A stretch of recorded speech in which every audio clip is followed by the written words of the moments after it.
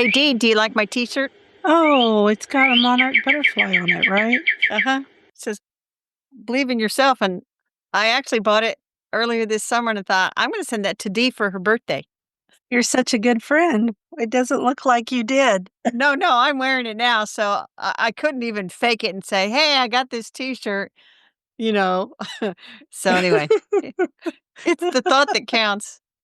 You're hilarious. Let's get started. Okay. Welcome to the Garden Angelist, where we chat about flowers, veggies, and all the best dirt. I'm Carol Michael from Indianapolis, Indiana, where I have a suburban garden measured in square feet. It's about a third of an acre. And I'm Dee Nash from Guthrie, Oklahoma, where I still have a large garden out in the country. It's still about an acre. We are Garden Angelists because we love gardening, and we want you to love it too. Yes, we do, but we aren't afraid to tell all of our gardening secrets, the good, the bad, and often the ugly. Let's move on to this week's episode. What's your garden look like, Carol? Well, first of all, apologies to those who are listening cannot see my beautiful green t-shirt with the monarch butterfly. This says believe in yourself. You'll just have to go to the YouTube video and watch the first 5 seconds. Yeah, and you So, can see how bad my hair is, but you know what? I've been well, running around like crazy this morning. this is a W is for winging it on this episode. This is a rare Yeah, Saturday recording. So anyway, let's get on to my update. I do have fewer weeds. I did do quite a bit of weeding. I I had don't my have honey, fewer weeds. huh? I don't have fewer weeds. I have I so do many weeds. Why do you? because I've been weeding. Oh, it could be that. Okay. So you got So your honey locust pruned. Tell me yes, the about that. guys came. Yes, they came and, they have to climb in it to get it pruned and get dead stuff out and just kind of give it a little pick me up every 2 years. They live for that. They love to climb This those guy trees. was new to my garden and he was an excellent climber. I was very impressed. And then there Mhm. was another guy and he was the guy, doing the stuff from the ground. And I said, well, a couple years ago, and I said, I think it was you. They were trying to teach you how to climb and they had some extra time. So they had you climb. He says, I remember now, this was that yard. He says, I don't climb. So Climbing's not for everyone. no. Out in the But vegetable garden, I'll be I'm in. honest, I love it when the tree people come out because it's fun to watch them work. All right, keep Yes. going. Sorry. That's okay. The vegetable garden is kind of like it's waning. It's not waxing, it's waning. And I went out there, see more W's, D, more W's, waxing and waning. Look at Uh, what you're doing there. the cucumbers are just about done. My tomatoes continue to be mildly disappointing, to put it mildly.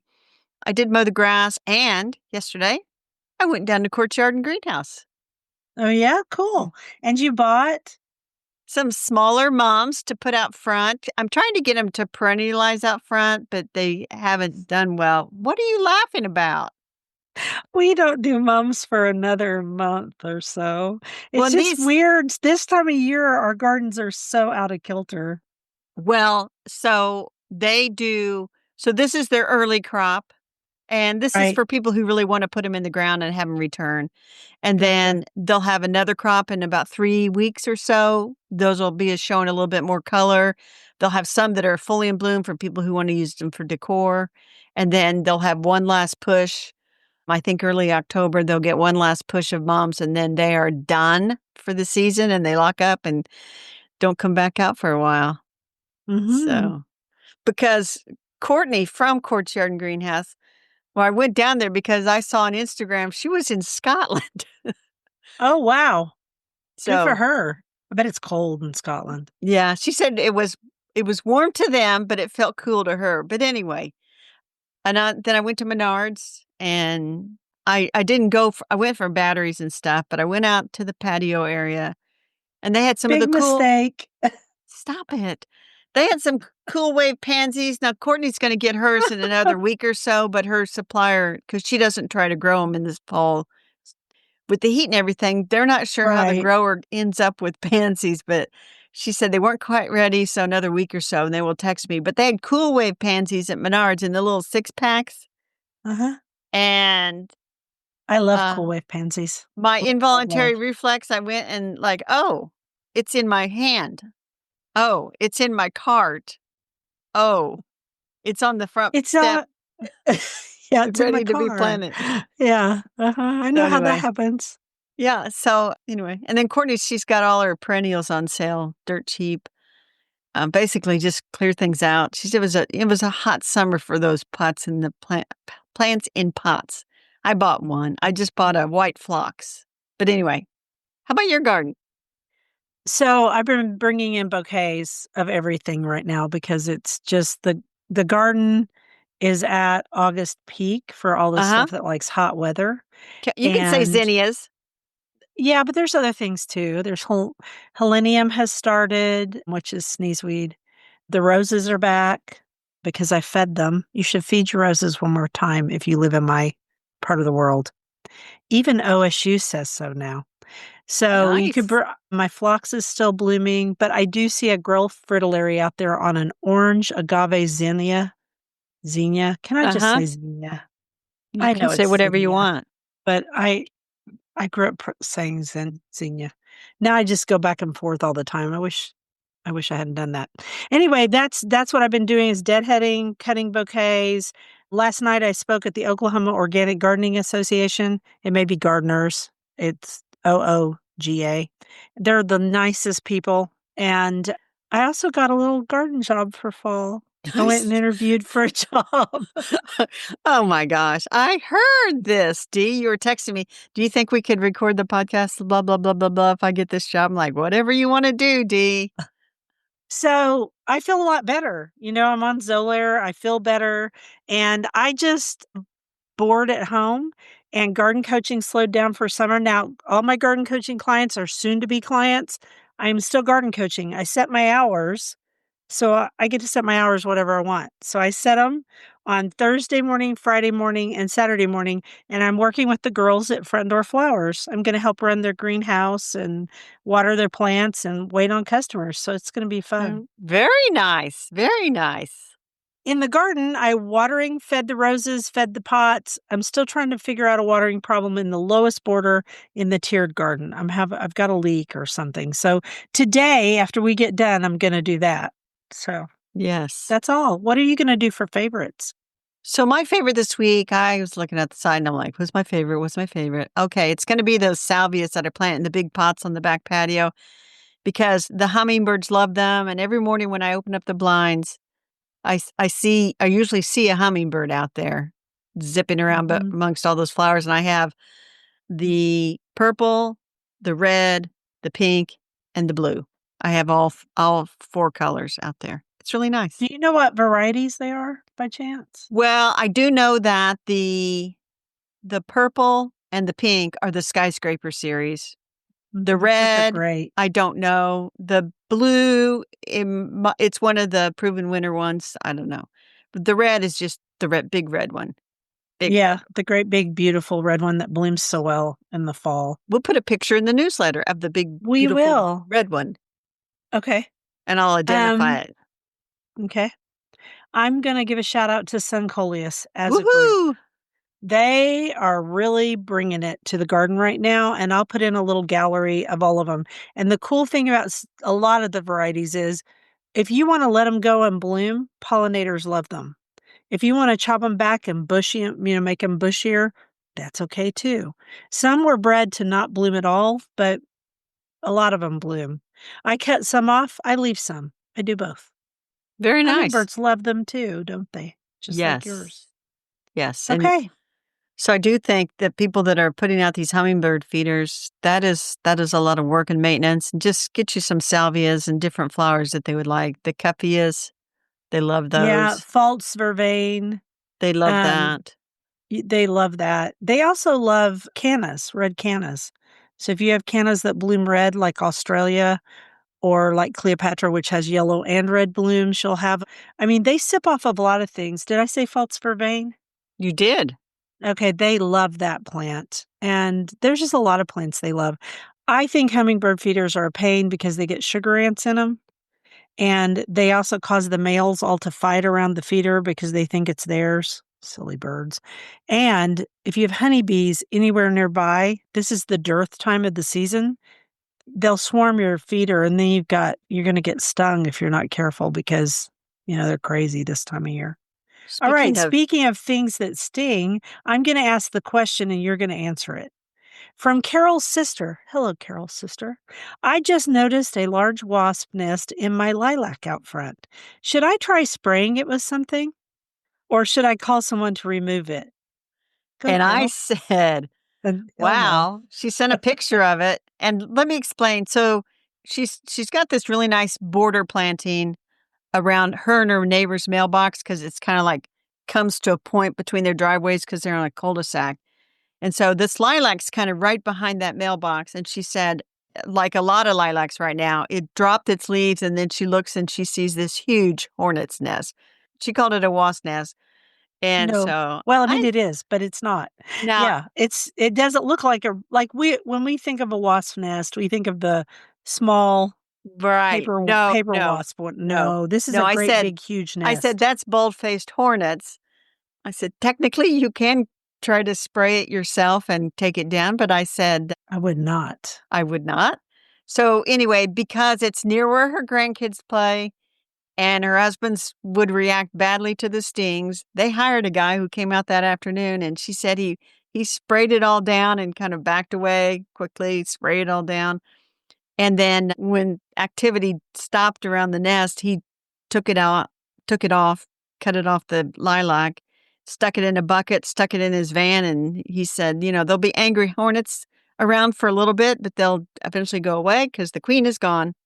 So anyway, yeah. Yeah, scary little buggers. So But that's true of wasps and bees, the yes. ones that have communities, not the single nesting type. They So all have a queen, and if you get rid of the queen, the group cannot get its stuff together. So, insect of the week. we're going to make it the bald-faced hornet because I looked up a bunch of information on it and I've got some information from Penn State and also from Iowa State, but basically Mhm. the bald-faced hornet is an aerial yellow jacket. No wonder they're mean. One of 7 or 8 species in the genus Dolichovespula in North America. It's not a true hornet, it is a yellow jacket. They said the only hornet in North America is the European hornet, which is an accidentally introduced species. Yeah, we got a bunch of those. Yeah. So it has that big football shaped, and this one was huge, gray papery nest that's up in trees. And they said it's in all 48 contiguous United States and Canada and So, Alaska. And so, yeah, I have a question. yes, Okay, so this when you showed it to me, I thought it was the European hornet no, because the nests do look similar. no, But it was no, not. this was an aerial yellow jacket. And Yes, and that one is native, right? yes. And the thing is, and Penn State and Iowa State would both say this: it is a beneficial insect Right. because it eats and takes care of a lot of spiders and other little nasties. And But caterpillars. caterpillars. But if the nest is really high up in the tree, they're probably not going to bother you. The problem with her nest was it's almost at eye level behind their mailbox. And so when they discovered it, they realized that this is a menace. And so that's a case where you would want to go ahead and remove it. And that's what Right. they did. Yeah. So sometimes you do have to do that. I had some that not those, but I had some red wasps that nested up in the eave of the front of my house, and Also I was a having candidate for removal. right, I had 560 people coming over for that horticulture society tour, and these were really aggressive. And to get that one out of the roof up there, it was really hard. He had to spray, and then he also had to go into that deal, and then we had to plug it up. So, it was quite the ordeal, but I didn't want people to get hurt. So, Well, and that's what it comes down to. I think they're German yellow jackets. Yeah. They had gotten up in the eaves by my front door, and the pesticide guy was here just doing a termite inspection, and he said, "Yeah," and he gave me this powder, and he said, "At night, you go up there and just whoosh, whoosh, whoosh that powder in there." And Uh-huh. I did that, and they went after me, and I did get stung, and I'm like, "Thanks a lot, guy." But Yeah, I anyway, think I would have had that. I mean, when it comes down to that, well, I'm also really allergic to stings. So, yes, I'm not. okay. So, That was our insect of the week, the bald-faced hornet. fascinating. Onward. I'm going to do a quote. Then we're going to talk about the flowers. Okay. Some things bloom only when the world isn't looking. In the dark, beneath a quiet sky, they open wide, fragile, unafraid, as if the night itself was made to hold them. Not every beautiful thing needs the light to be seen. And that is E.J. York. And that's pretty cool because we're doing white flowers this week and wabi-sabi gardening both. But white flowers often bloom at night. That's right. There's a whole bunch of them. So go ahead. You want to start with wabi-sabi since you wrote that first? Well, we were just going to do white flowers, and then I saw an article about wabi-sabi gardening, and Yeah. I thought, oh, you know what? I wrote a blog post about that eons ago. So I found that old blog post. But wabi-sabi is just the Japanese term for a very relaxed garden where things are allowed to just sort of mature and be That themselves, would and be mine. you're not just, I've spoken of a house around the corner which is not wabi-sabi, and then like yours and I's very much wabi-sabi, kind of let things go naturally. If things flop, they flop, blah, blah, blah. So we'll put a link to that if people want to hear about or read about wabi-sabi gardening. But the white flowers, Okay, white flowers, which we're going to start. You said, could you conceivably have a white flower for every month of the year? And I thought of two more as we were sitting here, which we can talk about in their particular month. So January, I came up with Helleborus niger, which is the Christmas rose. sure. You should have a few white blooms in January. Potter's wheel is the most common one that you'll find, and we talk about this in December, how we go looking for the Christmas rose in the store as a potted plant that you could put out there. Most often, Yeah. that potted plant is potter's wheel. But anyway, that's about all I could think of for January. I And mean, unless you forced plants, yeah, I would say that's or unless you find a white orchid, that's it. And you indoors, didn't we indoors. you could do a lot indoors. I was thinking about outdoors. Oh, Helleborus niger. sorry. That's I okay. always mess up your plans, don't I? No, you don't. We're I winging always it. float We're in winging it. here and mess you up. Womp Okay, womp womp. February. February. I cannot grow those. So you go ahead. So snowdrops come out in February. That's Galanthus. And, like we've talked about, there's a whole cult of gardeners who come out and worship these little flowers in late winter and go on little They're tiny. expeditions to go find them. And, they have little mirrors on the bottom of sticks where they can look up under the flower because they're always kind of going like this. Because And they have to put their little faces down. exactly. So I would have that. What would you have in February? I would have hellebores and I would have the Nigers out there. And I have several varieties. And then I would also have the hybrids, which are the other type. They're the Lenten rose. And so that's about right because Lent often starts in February and they bloom. And so there are some hybrids now that are very, very light yellow. And so that is pretty much white. No, it's not pretty much white. It's very, very light yellow. Whatever. Keep going. March. The only thing I could There are come up white with ones too. March was white crocuses, and there's the Crocus vernus, Joan d'Arc, Jean d'Arc. I don't know. Jeanne d'Arc. It means Jeanne Joan of d'Arc. Arc. Yeah. I used to grow And that one. and then there's our Crocus chrysanthus Ard Schneck. hmm So, and I I'm grew that partial one to too. purple crocuses, but so you could get white crocuses and they would bloom in March. So hmm you're fourth of the way through the year now. Mhm. Well, and your hellebores are still blooming, and I did think of some that were white with purple dots. All right, so then we're gonna move on to April, and probably in Oklahoma, the end of March, and that would be white daffodils, and I have a whole post about white daffodils that I will go find. Yeah. And I have a whole section of my garden that underneath my Japanese rose, which is I'm not going to be able to think of the name of it right now. Double flowering Japanese Caria. So double flowering Japanese Caria, which is bright yellow and blooms right then, I put white daffodils in them. And then the fire came the next March and burned them all down. And I was like, okay, we'll try again. That's right. But white daffodils, I saw that John Love them. Sheepers has a whole mix of white narcissus that you could plant, which would extend your bloom probably from early March or late March here through April, maybe into early May, but most of April. So April, yeah. if that's what your deal is, white narcissus. daffodils. Okay. May. May is all about peonies and roses. Yes. So you asked me, what white rose? And I went, ugh, okay, Ugh. that's hard. And here's why, because there's a lot of things. So the famous white rose was John F. Kennedy and then Mhm. Iceberg. And I think they're both not that great. There's a new rose out that's called Reminiscent with scent in it. There's a whole series of that by proven winners. And there's a crema, and it's just almost white. And there's white Meadowland, and I haven't grown Reminiscent crema, but I've grown white Meadowland, and it was very solid. John F. Kennedy's terrible, old breeding. It was a hybrid tea and it just has trouble. And Iceberg has trouble. The other thing I don't like about white roses is they fade to brown and they often Ah, stay on the plant and it just doesn't look very good. Teresa Byington may weigh in and I'm okay with that. I wish she would. I'm going to guess that white is a recessive gene in roses. And so I think it makes them not so strong. that There you that go. could be.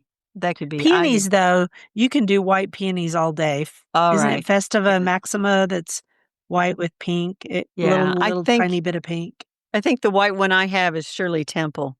Yeah, it's another good one too. There's just so many white ones now or pale pink, but Yeah. you can get pure white and they are beautiful. They are very beautiful. Okay, The other thing white in my garden, and I just thought of this, is the oxeye daisies. They come up in May. They're I kind of don't a have weedial those. thing. Are those fleabane? Is that what oxeye daisies No, are? no, No. no. Well, Fleabane. fleabane's white too. Yeah, it is. No, no. These are oxeye daisies. This is Okay, sorry. something vulgaire. And Mhm. so it's like a weed, the same as fleabane. In fact, I pulled out tons of fleabane that was gonna start blooming again, and I'm like, "No, no, no. This is not a Because it British spreads garden its where they really want fleabane, which is not native to them." It's like, "No, this is a native weed, and it's not gonna look very good." It could look pretty good. They like the Mexican fleabane too, which is different. Here's the thing, I let it bloom a little bit in the early season, but then I always try to pull it out before it starts to set seed because Yeah, okay. man, and I still have it all over my garden. So, okay, now we're gonna move on to June, and I thought of several things for June that I'm gonna say before. No, go ahead and do June first. So, you had mentioned some hydrangeas, which the paniculatas and the oak leaf ones definitely do come out in June. They're white and fade to Arborescens too. arborescence. Yeah, there's a lot of them. Yeah, We'll get to some other hydrangeas later in the year, but and then you said your limelight starts in June. Mine doesn't late really June. start until late August or late July into August, so it's peak in August. So we'll Yeah, get to mine's past its peak. It was peak in July. But Annabelle and Incredible, those are the arborescens type. They bloom earlier. So that's good to know. If you like white flowers, you don't have to just have limelight. You can have some other colors too.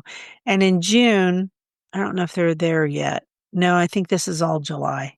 well, the other thing I came up with for June, because surprisingly, there's a big flush of bloom in May, and then a lot of the summer stuff doesn't really get going until July. So into May, into June can sort of be a downtime in the garden, which is Hmm. where like your container plants would be helpful, like white petunias in containers if you want wall white. And you could do Bacopa too. Bacopa is white. A lot of people grow that. I mean, I'm not into I do have some white I actually have some white petunias in a container that have made it through the summer, believe it or not. Yeah, they're not doing Okay. well here, by the way. Okay, so July. Before we talk about the 2 that we thought of, I also thought of Datura. A lot of people grow that and moonflower because of your Yes. quote. So, tall garden phlox starts to bloom. The 2 classic ones are David and Mount Fuji. I cannot grow David to save my life. You can grow it, right? I have it growing. I think it's David that's still out there. And then the one I bought yesterday, I don't know what it is. It's a proven winners white tall phlox and it was in bloom. And, for $5, I'll throw it out there just to Uh-huh. kind of replenish the supply because they will self sow a little bit around the garden or they should. Yeah, they should. And And then I then thought of Okay, go ahead. Well, and just for you, I did look up Burpee because you don't think about zinnias as being white. There's a bunch of them. There are a bunch of them. They have one called White Wedding that looked very good. Yeah, there's polar bear. I've never grown white wedding. I've grown polar bear. It's good too. And there's Benary's giant white, which all Yes. the Benary's giants are fabulous. I thought of another plant. I thought of white pentas. Yes. Pentas come in white. And I have one client that she plants all white pentas along the front. But then I thought of that other plant that I cannot think of right now, and it comes in white too. Also comes in white and yellow. If I think of it later, I'll let you guys know. Well, no, we can't leave July without talking about the Shasta daisies. Becky's the best, and Love we them. talked about her a few weeks ago. She's the best, hands down. They keep trying to come out with others. I've tried them. I mean, if somebody wants to send me a plant to trial again, I've tried so many. We'll see. So there you go. On to August. August, yes. So I came up with Nicotiana, which is flowering tobacco. Yeah, mine starts in late July and goes all the way through August. I love, love, love Only the Lonely. It's not it's a great one. I Smells love, good. love, love the wild one that just comes up around my vegetable garden because it's self-sowed all over. So they look the same. They're the same pipe that comes down. It's just Only the Lonely's a little shorter. Yeah. So then back to limelight hydrangeas, and both of these are rather carefree. You don't want to, if you're liking things nice and tight, these are not your plants. These are the wabi-sabi garden plants. Definitely. Definitely. So September, you mentioned Japanese anemones. I've never grown them. I've never grown them. I don't see anybody here who grows them, but we have Well, seen them in gardens all over the United States. But I know that in some places they're considered almost invasive, they but are. people do love them. Yes. And And Honorine Jobert is the classic one that everyone grows. right. And I saw there's a huge stand of them, or there was. I don't know. They redo the gardens all the time. Up at the art museum, there's a huge stand of them. And the thing that I noticed about them is that they look good coming or going. So looking at the flower from behind, because they're all kind of facing the same way, they look good, big white petals. And then from the front, they got a big yellow center. So I have a nice little stand of them, I'll call it. They're not, given much attention. I don't see them self-sowing all over. They are probably in more shade than they would like, but that is the story of my garden. Sometimes mine too, especially as these trees get bigger and bigger. Um, I Exactly. I thought of this summer white lantana. There is a white one. Oh, yes, yes. And it's really good for summer when it's hot. So now we've moved on to October, which you brought up mums, and you can buy Right. mums at the store that are the rounded type. And there's a lot of white ones out there. And I personally like the ones that have almost the daisy looking bloom that are white. Yeah, I can Um, see that, but I don't. terra- Terracotta and Guthrie really works on those mums. And so I usually buy from them because they have really good ones. Yeah. So over at the greenhouse, they have a lot of the fall hort varieties, Mhm. and but I did look up that Proven Winners has a white one called Celestial White. Yeah, I haven't grown it, so I don't know. I do think if you want beyond the basic types, you're probably gonna have to mail order because Oh, yeah. and goes to someplace like Select Seeds or someplace where they have more, maybe I'll call them heirloom varieties and stuff. And we're not talking about the heirloom varieties like our friend Matt Mattis grows, where he's growing those ones that are almost extinct that were the big Display. display ones, yes. Uh-huh. Or what Longwood Garden does with their big display mums. Amazing. We're talking about mums that you don't mind them just growing and kind of flopping around in the garden. Yeah, I grow and these aren't white, but I grow Sheffield pink. I grow Will's Wonderful. I have a big orange and yellow one that I can't think of the name of right now. Those were all ones I ordered online because they're considered true garden mums, and one of the confusions in Oklahoma is that almost all mums are hardy here. So you can just plant those rounded mums, but then, yes, they'll flop, but they're not considered the heirloom true garden mums, Right. not really. Here I would say if you buy a mum now that's sitting out at the garden center, that mum could overwinter just fine. It needs to Uh-huh. get established. But if you go to the florist and you buy a potted mum that's already in flower, that one I wouldn't even try. Okay, so we're back to November and December, and you said we're back to Helleborus niger, which is true because there isn't anything outside that can survive. And then you could also pot up some paper whites if you don't mind the smell. There are some that don't stink as bad. And then a white amaryllis, which is one of my favorite things to pot up, is a white one. And right now, amaryllis and caladiums.com, that group, they're doing a sale where you can get free shipping on amaryllis bulbs through the end of August. So No. you Well, that's not an affiliate. I just noticed it in my emails yesterday. well, I'm looking at the calendar. This episode is going to come out on August the what is going to come out on August the I think the Did we 20. not write it at the top? No. It'll have Yes, we we'll have did, but I didn't put cursor up there. It's going to come out on August the 27th, so they would still have 3 or 4 days to take advantage of that free shipping. That's okay. Maybe they'll do it. Maybe they won't. All All right, right. you want me to do the next quote? We have exhausted we have not exhausted white flowers, but we have exhausted No. ourselves. Onward. Yeah, we have. Nature's first green is gold, her hardest hue to hold. Her early leaf's a flower, but only so an hour. Then leaf subsides to leaf, so Eden sank to grief. So dawn goes down to day, nothing gold can stay. That's Robert Frost. I had never heard that before. I hadn't either. Vegetables. Oh, I haven't filled this part out, so I really will be winging it. All right, why we don't grow X. And so, yeah, W is why we don't. And I Okay. just put that in. We're actually going to talk about some W crops, but I think you and I, we both shy away from crops that are prone to a lot of bug pressure that we know they're going to get eaten up by cabbage Yeah. moth caterpillars, or, I will grow summer squash until the squash bugs take it out. Yeah. So I mean, I'll grow some cabbagey crops in the fall, and so they don't because they don't have as much bug pressure because all of them are kind of adults now. And, yeah, I don't really I mean, bugs irritate me. they do. But anyway, let's go on to some W crops. So winter squash. Neither one of us grow winter squash. This was a Mm. staple probably for our ancestors to have butternut squash, even pumpkins is a winter squash, acorn squash, to have those, to store those, to eat those all winter.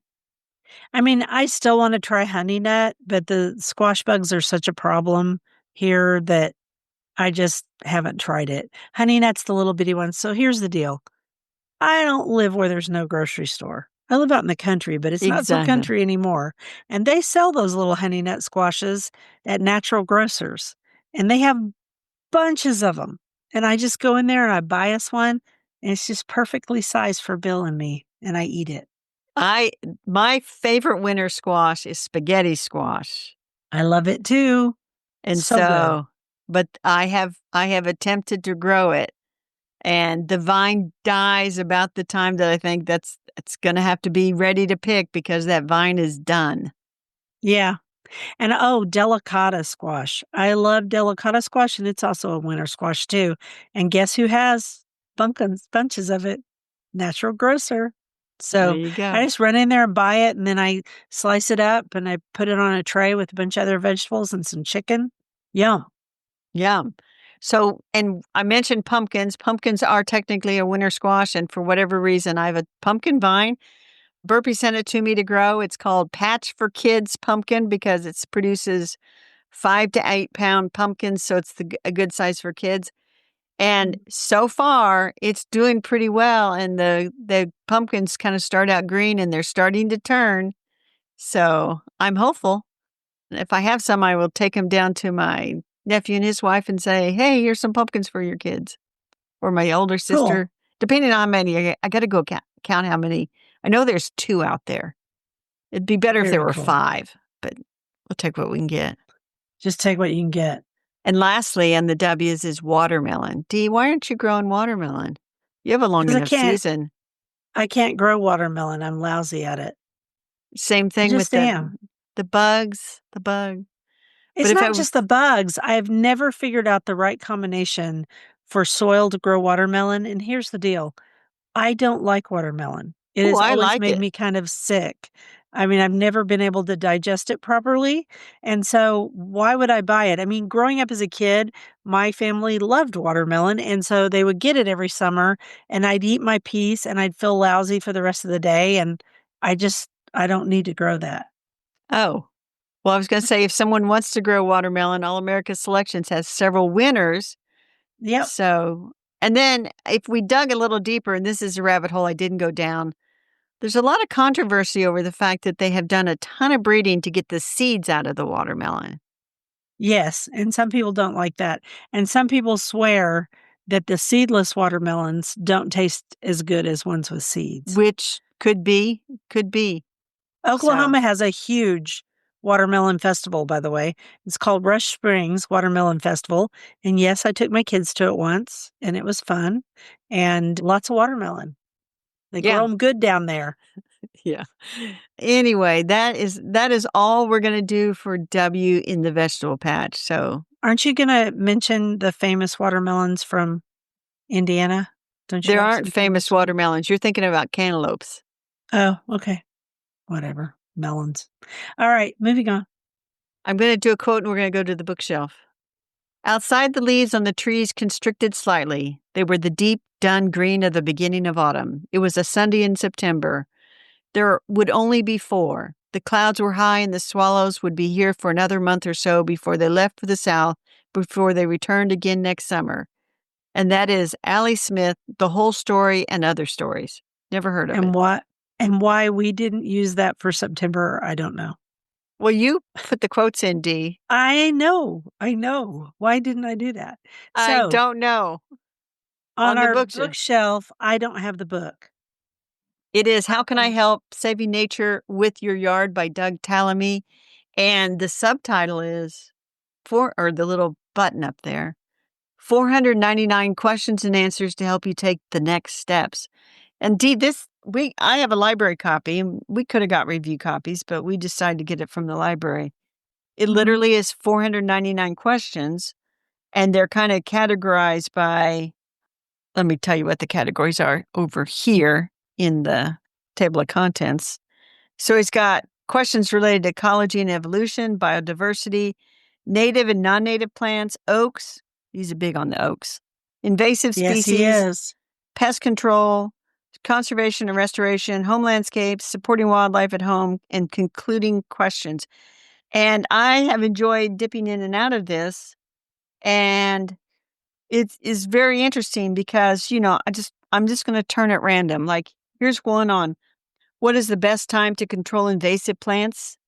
And he says if you're using mechanical control, the best time is yesterday. Yeah, no Uh, kidding. and then if you're using herbicides, and he doesn't mind suggesting that you use herbicides to get rid of some of the invasives. He Uh-huh. said early fall is the best time, which is true because the energy is going down to the roots. So you send that pesticide down there and it starts to kill the roots. That And herbicide. yeah, You said herbicide. pet. Mhm. I You meant said herbicide. pesticide. I I meant knew you did. herbicide. Yeah. Yeah. And he says if you're using an oil-based herbicide, you can use that throughout winter. Foliar sprays, he says the best time is early spring, early summer when photosynthesis is at its peak. And so it's just good information like that. And he's got information about his homegrown national park, which is about having more native plants and Mhm. ecosystems in your yard.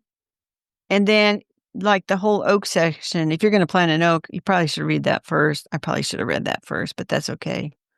I've read his Um, stuff about oaks in other books, and I'm sure it's similar. yeah. And You here's a should have question. oak trees is basically it's you should have oak trees because oak trees support more types of insects than any other tree, if I remember right.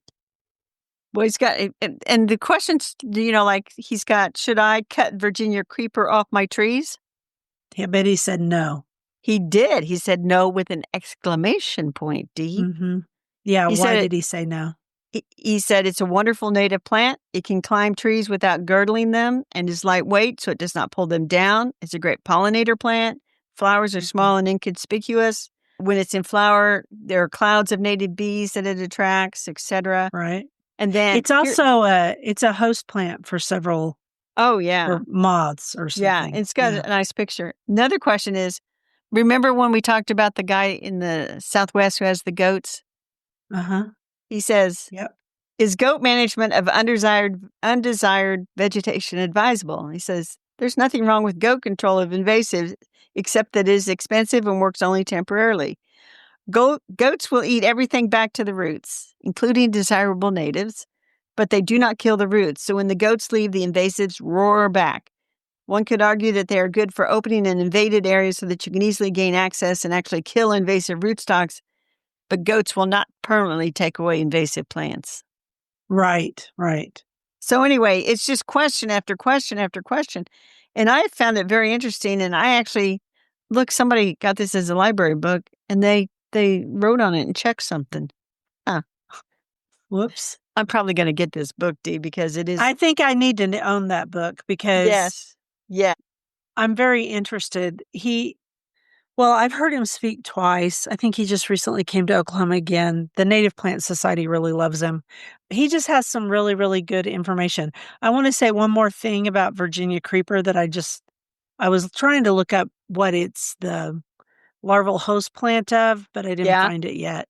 But it goes back to there's that rhyme that you can use to distinguish it from poison ivy, right?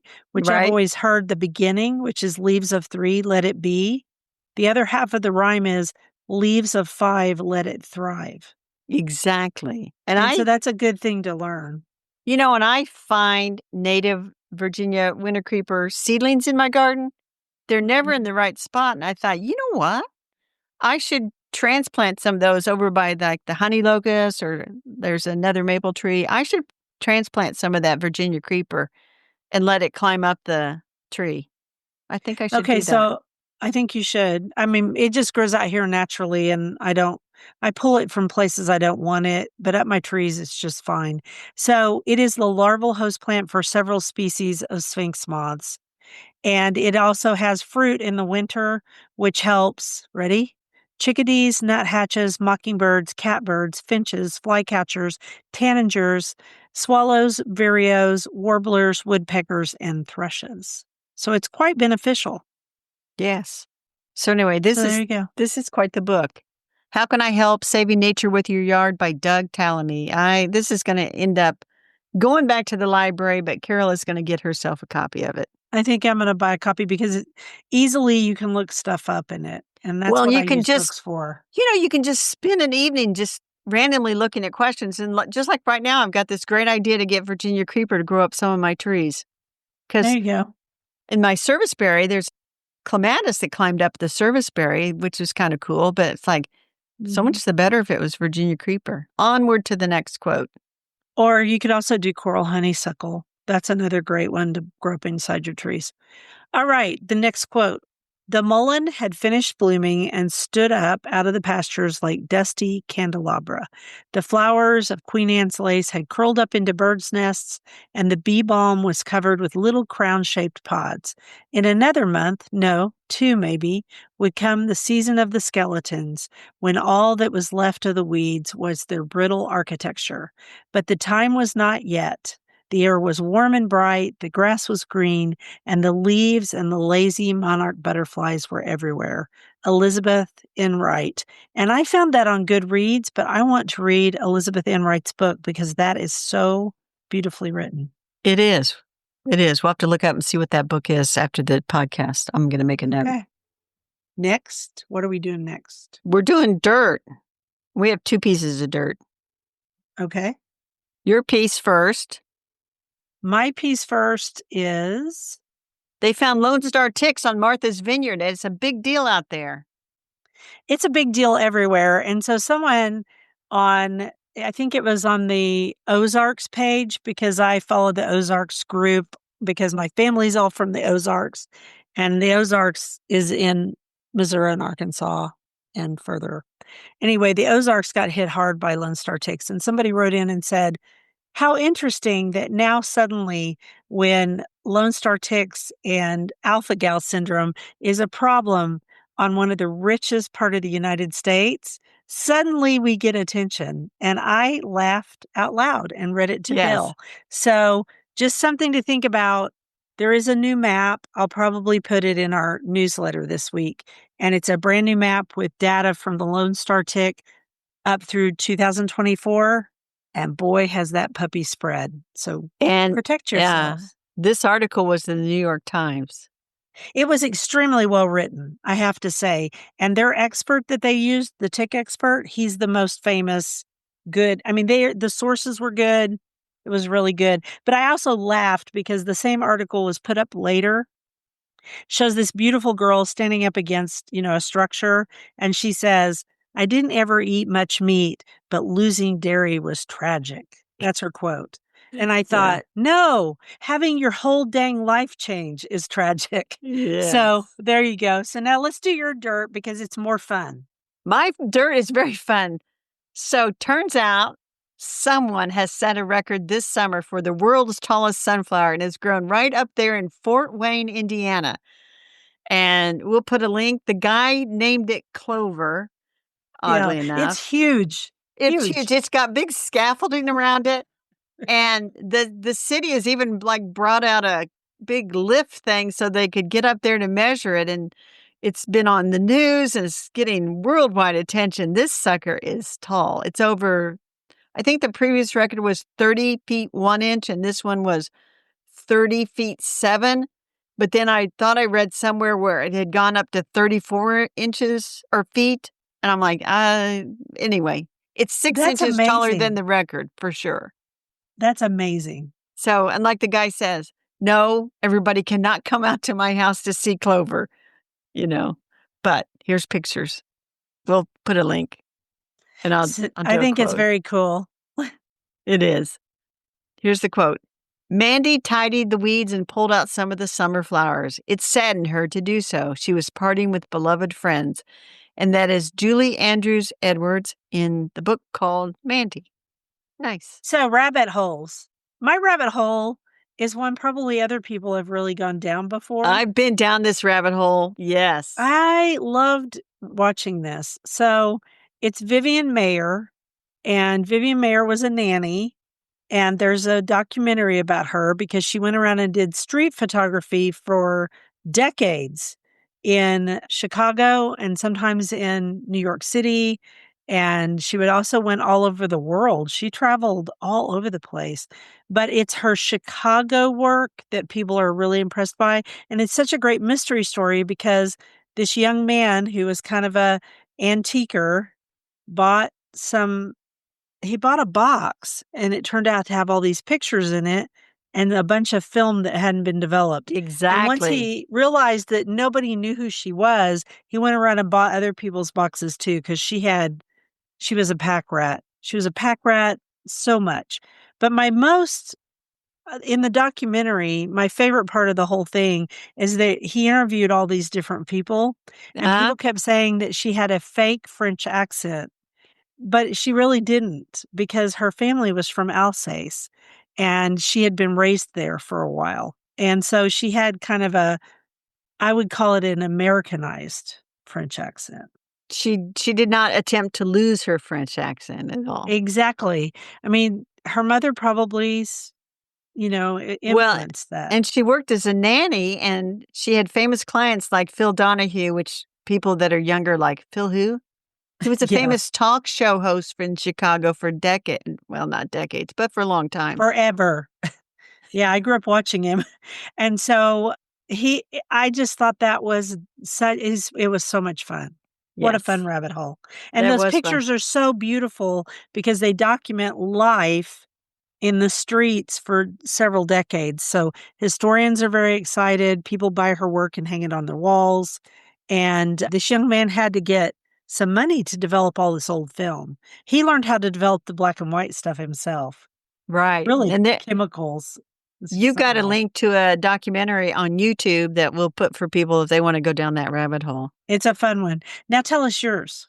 So I had a new lost lady of garden writing this past week, Edna King Mandeville, and her family owned a seed distribution house. They distributed to retail. And the interesting thing about her, is at a time when women were not in charge of the business. She was in charge of the business. She became the president and then the chairman of the board. But anyway, I was reading articles that she She wrote, was and wild. she wrote thousands of articles. I swear, thousands, at least high hundreds. Our Yeah, but she's known for newspapers. something in particular, and when you Well, told me what it was, I was like, "Oh, good lord." I don't think she's known for it, but she wrote an article about it, and I had never really heard of this, and that's atomic gardening, Yeah. where after World War II, especially, although they were doing some stuff pre-World War II, they would expose plants to radiation, and Yep. they did. It says atomic gardening is a form of mutation breeding where plants are exposed to radiation. Some of the mutations produced thereby have turned out to be useful. Typically, this is gamma radiation, in which case it is gamma garden produced by cobalt 60. And so what they would do is they would have this big radiation thing that would come up out of the center and they would plant all around it. And then when the radiation was like going woo, woo, woo, of course, the place would be closed off to people.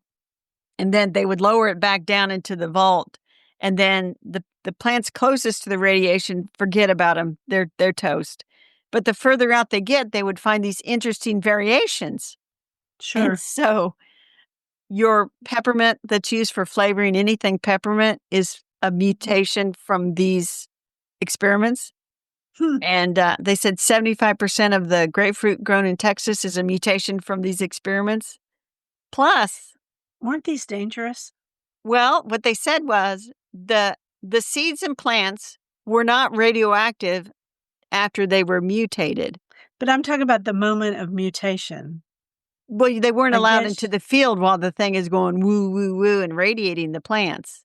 I But guess not. but the seeds and things weren't radioactive. And to get back to Edna King, Yes.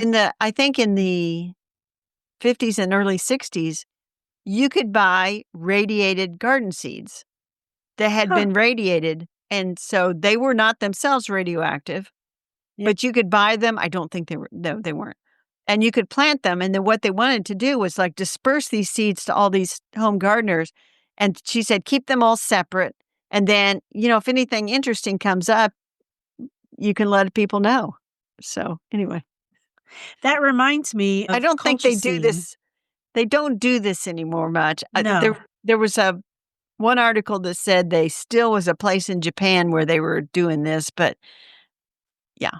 And there was one where Yeah. there was a guy down in Tennessee, a dentist, and he had his home radiation thing where he could radiate plants at home. I'm like, that Okay. sounds dangerous.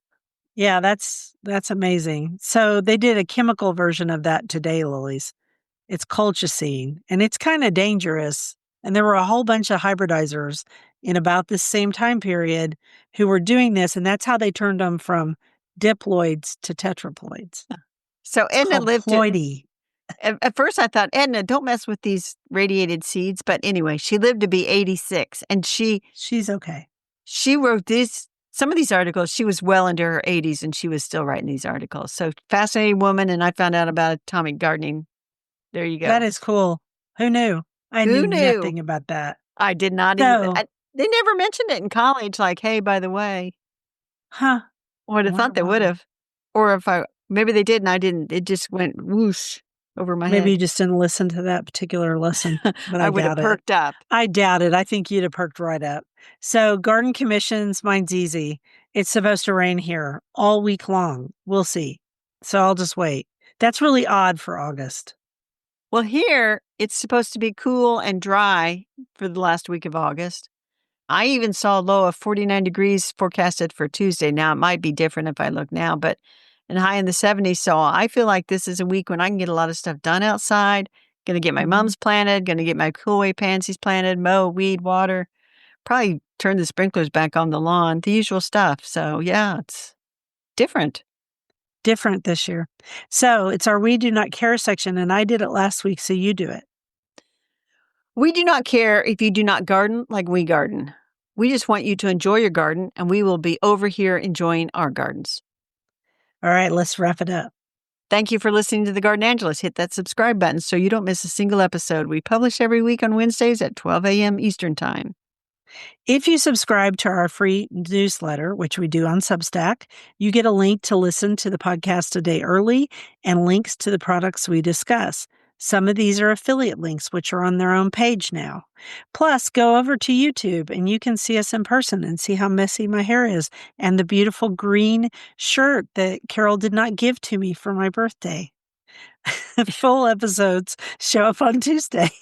And if you want to help support us, use our affiliate links. If you buy something after clicking through on them, we're in a small commission and it costs you nothing. Or if you want to set up a monthly subscription through Buzzsprout or make a one-time donation through PayPal, it won't hurt our feelings. Thank you to everyone who has done so. It helps us pay for podcast hosting. It was lovely to chat with all of you over the garden gate. Bye until next week. Bye, everybody.